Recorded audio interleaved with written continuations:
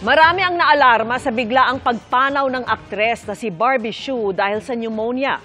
May paliwanag ang mga eksperto sa naturang sakit na pumangalawa sa mga sanhi ng pagkamatay ng mga pasyente ng Lung Center of the Philippines noong 2024. At nakatutok si Joseph Moro. Sa mga nagpapa-medical exam o laboratory, alam niyo ba kung paanong tinitingnan ang resulta ng inyong x-ray? Masdan ang dalawang x-ray na ito. Ang isa, maraming bahagi na may itim, indikasyon na malusog ang baga at may sapat na hangin. Ang isa naman may tila puti-puting bahagi na maaaring mga bara sa baga. X-ray ito ng isang taong may pneumonia. Cough, phlegm, it could trigger tightening of the airways, so pwede silang makaramdam ng shortness of breath.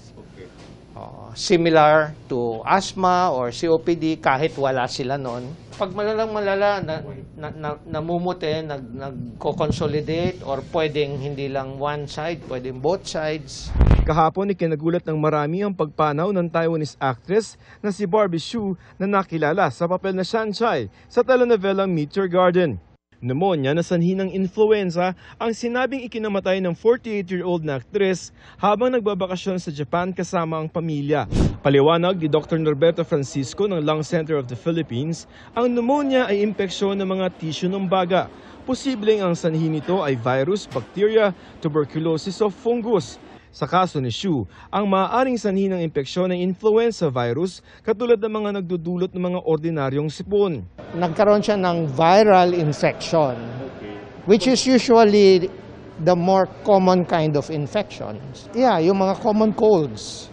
Pero kung gaano kalala ang magiging tama nito ay depende sa bagsik ng mikrobyo, tibay ng resistensya ng tao, kung may iba pa itong sakit o comorbidity, edad niya at lagay ng kapaligiran. Baka matakot sa mga tao, baka mamatay ako sa ganoon.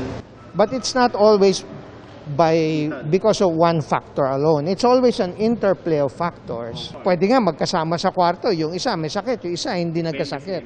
Napabalita na si Hsu, nagka-epilepsy at mayroong mitral valve prolapse na may kinalaman sa valve sa puso. Pero hindi masabi ni Dr. Francisco kung may kinalaman ito sa pagkamatay ng aktres. Sa Pilipinas, karaniwang maraming kaso ng pneumonia at flu tuwing tag-ulan. Dahil malamig din ang panahon, ilang taga Iloilo na ang tinatarangkaso. Kaya mahigpit ang paalala ng mga eksperto na magdoble ingat, lalo na ang mga may edad at may mga comorbidity. Ayon sa Lung Center of the Philippines, ang pneumonia ang pumangalawa sa mga sanhi ng mga pagkamatay ng kanilang mga pasyente noong isang taon. Dahil mahalagang malakas ang katawan laban sa pneumonia, payo ni Dr. Francisco, huwag abusuhin ang katawan, kumain ng masusustansyang pagkain at siguraduhin may sapat na pahinga. Kailangan din daw updated ang pagbabakuna laban sa mga virus, lalo na yung mga mahihina ang mga resistensya. Yung strain ng virus, nag-mutate yan eh. Kaya every year nagbabago yung strain ng virus.